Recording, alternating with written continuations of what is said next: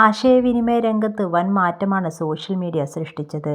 ഇൻസ്റ്റഗ്രാമിലും YouTube ചാനലിലുമൊക്കെയായി പങ്കിടുന്ന വീഡിയോകളും റീൽസുമെല്ലാം പെട്ടെന്ന് തന്നെ വൈറലാകാറുമുണ്ട്.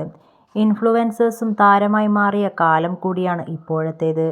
ബസ് യാത്രയ്ക്കിടയിൽ അപമര്യാദയായി പെരുമാറി എന്നാരോപിച്ച് ദീപക് എന്ന യുവാവിനെതിരെ വീഡിയോയുമായി ഷിൻജിത എന്ന യുവതി രംഗത്തെത്തിയത് വലിയ വാർത്തയായിരുന്നു. വീഡിയോ വൈറലായതോടെ ദീപക് ആത്മഹത്യ ചെയ്യുകയായിരുന്നു. ഷിൻജിത പങ്കുവച്ച വീഡിയോകളിൽ മോശമായതൊന്നും ഇല്ലെന്നും റീച്ചിനു വേണ്ടിയാണ് വീഡിയോ എടുത്തതെന്നുമുള്ള വിമർശനങ്ങൾ തുടക്കം മുതലേ ഉയർന്നിരുന്നു. ആ വീഡിയോ എടുക്കാൻ കാണിച്ച ധൈര്യം കാര്യം തുറന്നു പറയാനും കാണിക്കണമായിരുന്നു എന്നതാണ് സംഭവിച്ചത് എന്ന് വിശദീകരണവുമായി എന്നായിരുന്നു കമന്റുകൾ. ദീപകിന്റെ മരണവുമായി ബന്ധപ്പെട്ട് കഴിഞ്ഞ ദിവസം ഷിൻജിതയെ പോലീസ് അറസ്റ്റ് ചെയ്തിരുന്നു. മുൻകൂർ ജാമ്യാപേക്ഷ പരിഗണിക്കാനിരിക്കവെയായിരുന്നു അറസ്റ്റ്.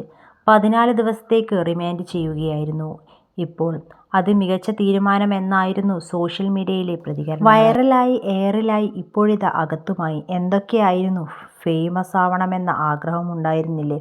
ഇപ്പോഴിതാ വേൾഡ് ഫേമസ് ആയി. അതും പല രീതിയിൽ. ഇതിൻ്റെയൊക്കെ വല്ല ആവശ്യവും ഉണ്ടായിരുന്നോ? ആരെ കൊന്നിട്ടാണെങ്കിലും കുഴപ്പമില്ല, എനിക്ക് റീച്ച് മതി എന്ന് ആറ്റിറ്റ്യൂഡ് ഉള്ളവരല്ലേ? ദേ ഇതായിരിക്കും അനുഭവം എന്നാണ് കമന്റുകളേറെ.